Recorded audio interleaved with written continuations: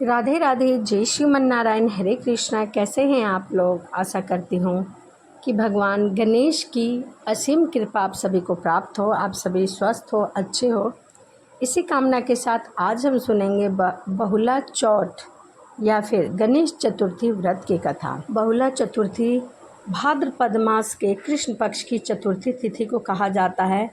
इसे बहुला चौथ के नाम से भी जानते हैं लोग। और इस दिन भगवान गणेश की पूजा की जाती है। इस दिन माताएं व्रत रखकर अपने पुत्र की रक्षा के लिए कामना करती हैं और भगवान गणेश की पूजा करती हैं। आइए इसी के साथ अब हम इसकी कथा सुनते हैं। एक ब्राह्मण था, उसके घर में बहुला नामक एक गाय थी जिसका एक बहुत ही सुंदर सा बछड़ा था। बहुला को संध्या समय में घर वापस आने में देर हो जाती तो उसका बछड़ा व्याकुल हो उठता।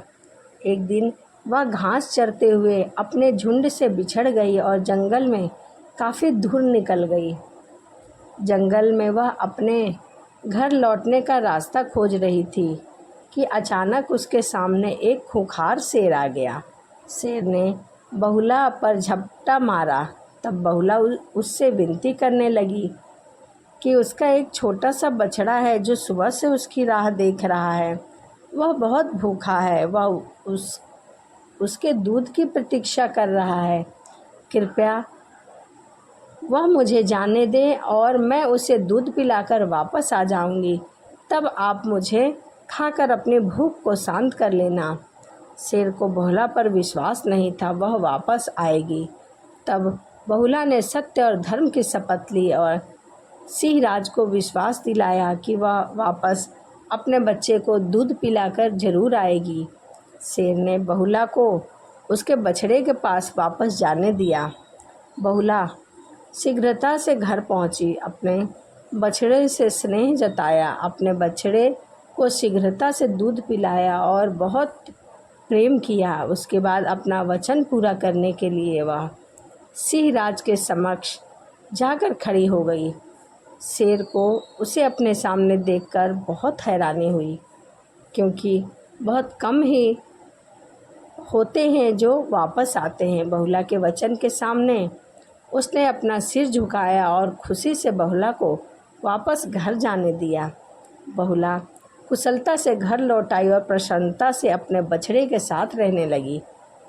तभी से बहुला चौथ का यह व्रत रखने की परंपरा चली आ रही है।